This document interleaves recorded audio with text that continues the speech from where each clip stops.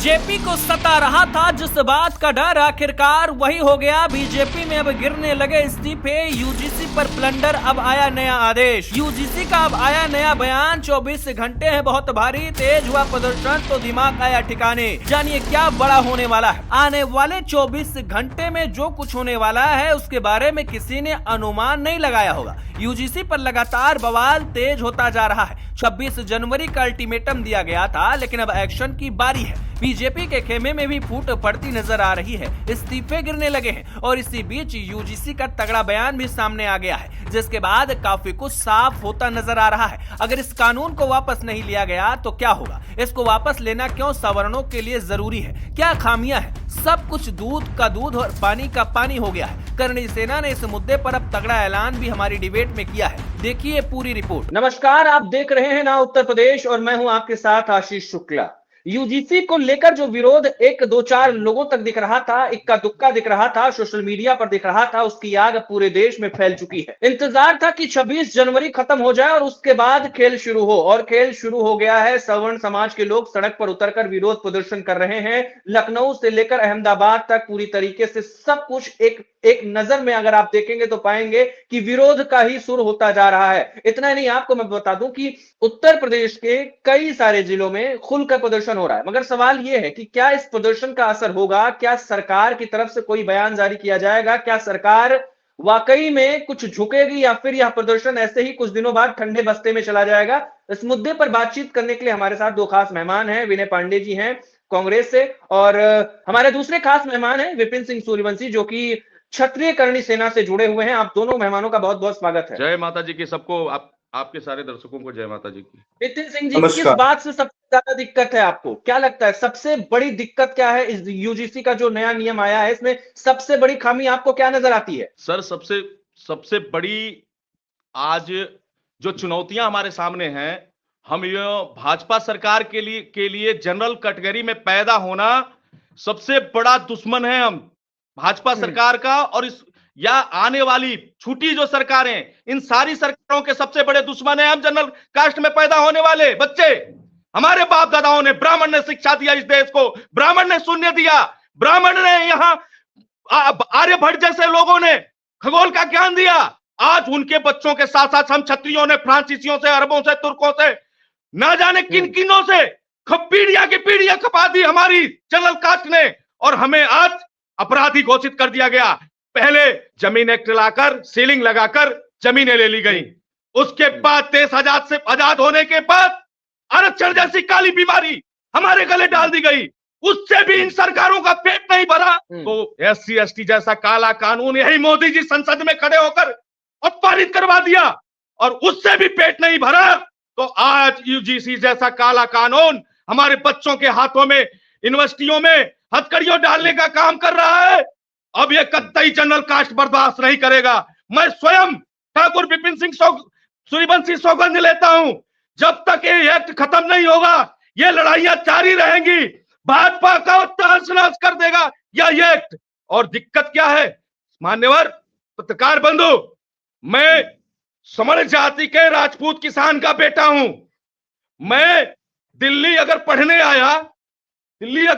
आया तो अपने घर से बम गोली बारूद लेके नहीं आऊंगा। एक साधारण किसान का बेटा हूं, पिता खेतों में हल चलाते हैं, और मेरे साथ अगर किसी छात्र का यूनिवर्सिटी के अंदर तू मैं हो जाती है तो मेरी बात, या मेरी बहन पढ़ रही है उसकी बात यूनिवर्सिटी में सुनने वाला महोदय कोई नहीं है, कोई सुनने वाला नहीं है महोदय।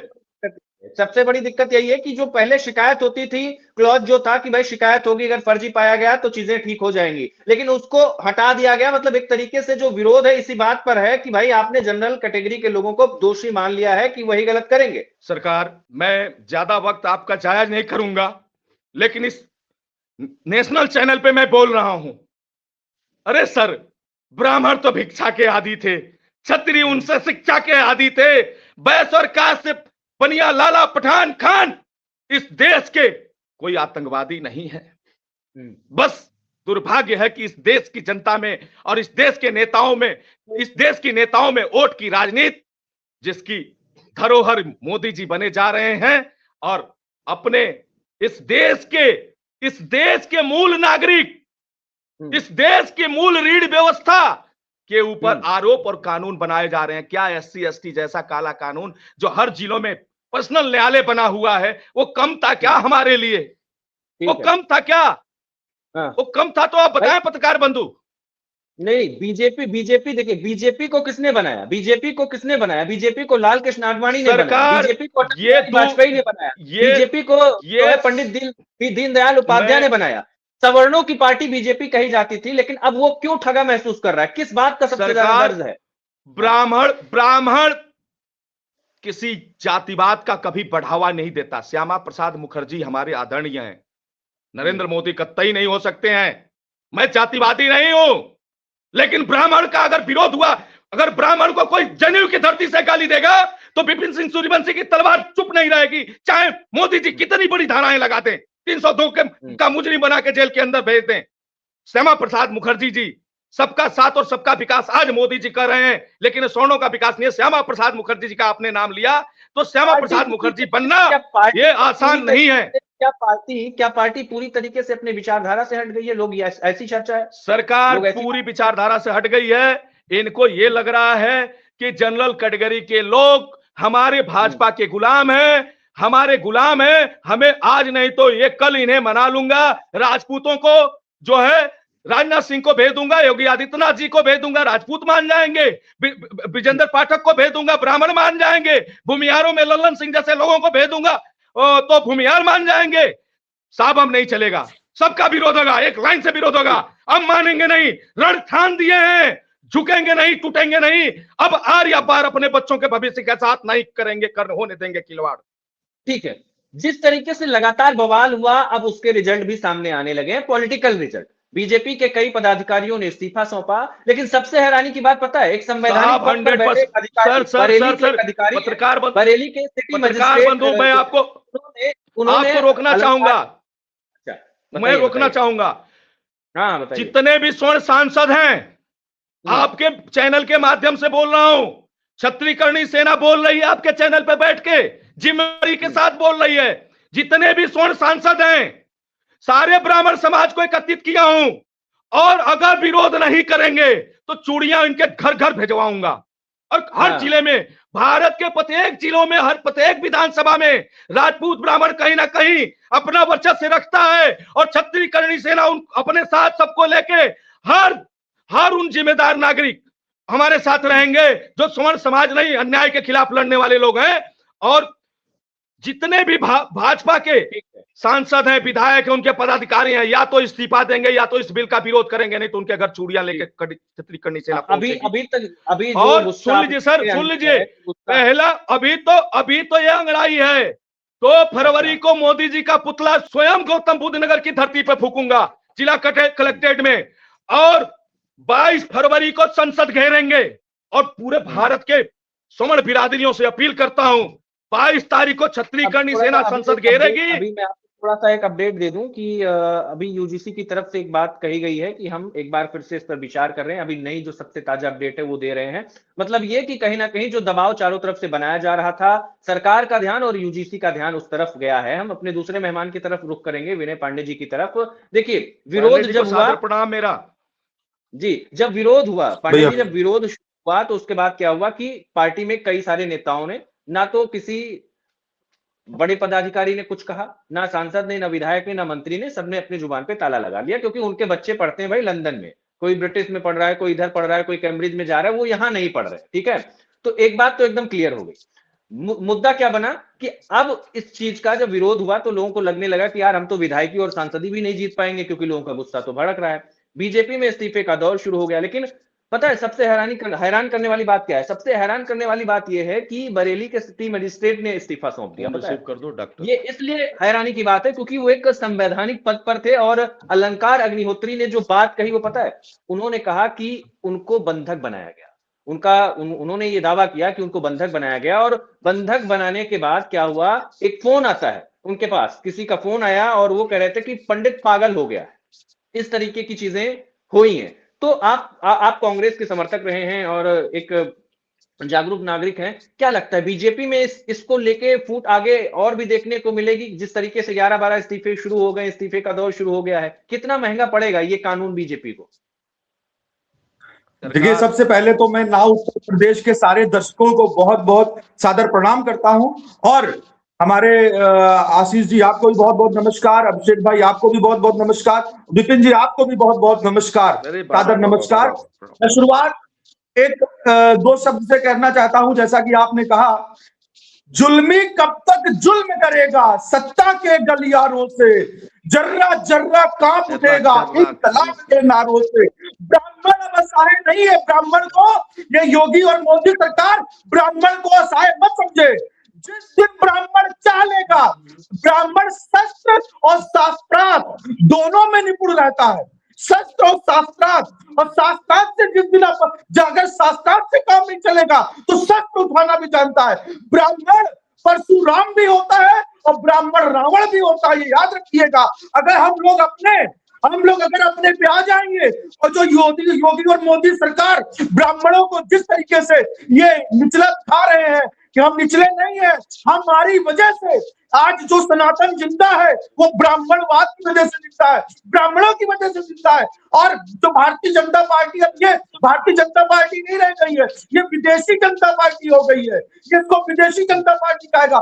ये पूरा पैसा विदेश को अपना सब यहाँ से ट्रांसपोर्ट करते हैं अंबानी और अडानी के चक्कर में। तो याद रखिएगा, जिस तरीके से ये हिंदुओं को बांटने का जो ये बिल पैदल ला रहे हैं, अगर हिंदू, मैं कहना चाहता हूँ योगी सरकार और मोदी सरकार से कि आप जल्द से जल्द जो आपने नया कानून लाया है यूजीसी का, वो उसको आप तुरंत तत्काल प्रभाव से बंद कर दीजिए। क्योंकि ये याद रखिएगा, जिस तरीके से एक यहाँ पे बरेली में श्री अलंकार अग्निहोत्री जी ने, मैं उनको सादर प्रणाम करता हूँ, यहाँ से प्रयागराज की पावन धरती से मैं अलंकार अग्निहोत्री जी को सादर प्रणाम करता हूँ कि उन्होंने यूजीसी के काले कानून के खिलाफ, और यहाँ पर हमारे प्रयागराज माघ मेले में अनवरत आपके धरना में बैठे हमारे शंकराचार्य स्वामी अभिमुक्तेश्वरानंद जी के समर्थन में अपने नौकरी से त्याग पत्र दे दिया। ये याद रखिए, जो आज ब्राह्मण अपने घर में बैठे हैं, जो अपने सत्ता की रोटी सेक रहे हैं, ये याद रखिएगा, एक दिन तुम्हारी बहन बेटियों के साथ जब बलात्कार होगा तब तुम्हें समझ में आएगा, तब जब वो भेदभाव, डिस्क्रिमिनेशन और भेदभाव की शिकार होगी, तब तुम कहोगे काश हम लोग भी अगर विरोध कर दिए होते तो ये यूजीसी का काला कानून खत्म हो गया होता। और अलंकार अग्निहोत्री जी का मैं इंटरव्यू देख रहा था, उन्होंने अभिमुक्तेश्वरानंद जी ने तुरंत फोन किया और अग्निहोत्री जी से बात करी, उनको दिलासा दिया कि हम लोग पूरा सनातन आपके साथ है, पूरा ब्राह्मण आपके साथ है, ये ब्राह्मण विरोधी सरकार है, और हम लोग ब्राह्मण योगी मोदी सरकार को 2027 में यहाँ से विदाई करा देंगे। और याद रखिएगा, आज हमको बहुत दर्द है, मैं भले ही कांग्रेस पार्टी का नेता हूँ, मगर मैं एक शिक्षक भी हूँ, मैं आप सबको बताना चाहता हूँ, मैं एक शिक्षक भी हूँ, मैं पढ़ाता भी हूँ। मैं पढ़ाने में कभी जातिवाद नहीं देखा, मैंने हिंदू को पढ़ाया, मुसलमान को पढ़ाया, एसटी को पढ़ाया, एसटी को पढ़ाया, ओबीसी को पढ़ाया। जो ये जातिवाद का जहर है, कितना प्रभावित और ज्यादा करेगा, कितना प्रभाव डालेगा? देखिए, मैं आपको सच बता दूं आशीष जी, ये याद रखिएगा, इसमें आप समझ लीजिए बड़ी पार्शियलिटी पैदा हो गई है। ये पता है योगी सरकार और मोदी सरकार क्या चाहती है? ये हिंदुओं को जातिवाद में लड़ाना चाहती है, जातिवाद में। अभी तो हिंदू मुसलमान पे लड़ा रहे थे, जब हिंदू मुसलमान थोड़ा सा इनका सफल होता हुआ दिख रहा है, क्योंकि 2027 चुनाव है, करीब आ गया है, अब वो सोचते हैं अब हिंदू मुसलमान की बार बार बात करेंगे तो कहीं ना कहीं रिपीटेड मुद्दा हो जाएगा। अब वो क्या करते हैं, हिंदुओं को ही आपस में लड़ा के अपने सत्ता की रोटी सेकना चाहते हैं। और ये याद रखिएगा, चाहे वो किसी भी, एक बात बस और कहना चाहता हूँ, बस विपिन जी 1 मिनट में अपनी बात कह लूं, आशीष जी बस 1 मिनट, ये याद रखिएगा, जो किसी भी दल में जो ब्राह्मण विधायक हो, तो चाहे सांसद हो, अगर आज तुम लोगों ने आवाज नहीं उठाई तो तुम्हारे पद पे, तुम्हारी राजनीति पे थू है। तुम जाओ चिल्लो पर पानी में डूब कर जाके, तुम एक ब्राह्मण होते हुए तुम अपनी आवाज, क्योंकि तुम दबे हो, तुम्हारे आका ने तुमसे अभी तक नहीं कहा है कि तुम इसका विरोध करो। जब तुम्हारे आका कहेंगे तब जाके इसका तुम विरोध करोगे। जब अमित शाह कहेंगे, योगी कहेंगे, तब जाके तुम इसका विरोध करोगे। अरे तू है, तुमको ब्राह्मण परिवार में तुम पैदा हुए हो, अगर ब्राह्मण परिवार में सच्चे ब्राह्मण हो, ये चुटियादारी ब्राह्मण हो, जैसे प्रयागराज में छोटे बटकों के साथ जो हमारी शिखा को पकड़ के ये योगी यहाँ का प्रयागराज जो ये प्राधिकरण है, मेला प्राधिकरण, जिस तरीके से यहाँ पे यहाँ की कमिश्नर, यहाँ का जिलाधिकारी, जिस तरीके से हम शिखा, हमारा जो होता है, हमारा सम्मान होता है, हमारा स्वाभिमान नहीं, होता अब है। नहीं, शिखा ब्राह्मण का सम्मान है। मैं रोकना चाहूंगा आपको, आप गलत राजनीति की तरफ इसको मत ले जाइए। हम राष्ट्रवादी हैं, ब्राह्मण राजपूत राष्ट्रवादी है। एक मिनट पांडे जी, कुछ कहना चाहते जी, पांडे जी, इससे आप राजनीति की तरफ ले जा रहे हैं। यहाँ कांग्रेस और भाजपा नहीं चलेगा। नहीं, यहाँ योगी जी का कोई गलती नहीं है। योगी जी उत्तर प्रदेश के एक सक्षम मुख्यमंत्री हैं, और ये मैं किसी पार्टी के लेवल की बात नहीं कर रहा हूँ जी, ठीक है। मैं अपनी बात कह रहा हूँ, बस इतना समझ लीजिए, और बड़े दुखी मन से कह रहा हूँ।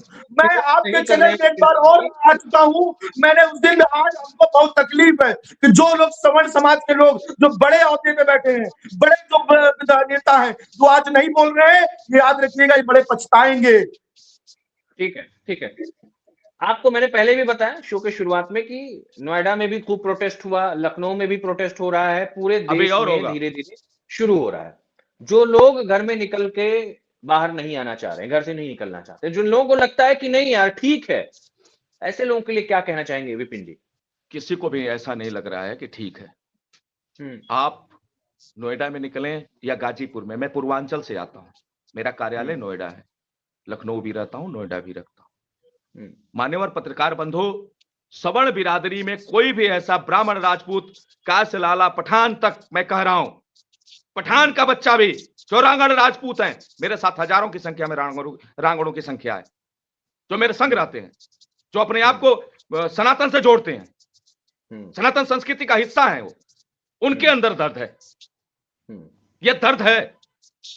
और इस दर्द का अगर ये लोग यूजीसी पैक नहीं करते हैं, यूनिवर्सिटी यो के अंदर अत्याचार चरम अगर नहीं लेंगे, तो छत्तीसगढ़ सेना दावेदारी के साथ कह रही है कि किसान आंदोलन से बड़ा आंदोलन होगा और दिल्ली की सड़कें जाम उठेंगी, जाम हो उठेंगी। 22 फरवरी हमने टाइम दिया है संसद घेरने का, 22 फरवरी हमने संसद घेरने का टाइम दिया है। 2 फरवरी नोएडा में उग्र आंदोलन, मोदी जी का पुतला फूकने का हमने टाइम दे दिया है। अब 13 फरवरी तक गृह मंत्रालय को बिल्कुल स्पष्ट मैंने भेजा है कि 13वीं आपने हम सवर्णों की थी 13 जनवरी को, आपकी 13वीं हम 13 फरवरी को करेंगे। बड़ा स्पष्ट बात, कोई पूछ में नहीं है, मुकदमों से ठाकुर नहीं डरता है। नाराजगी कुल मिलाकर ये नाराजगी अभी थमने वाली नहीं है, ये नाराजगी बढ़ेगी जब तक अगर यूजीसी को बैक नहीं किया जाता है। तो विपिन सिंह जी ने अपनी बात रखी, विनय पांडे जी ने अपनी बात रखी। आप दोनों मेहमानों का बहुत बहुत शुक्रिया, धन्यवाद। धन्यवाद, धन्यवाद, बहुत धन्यवाद।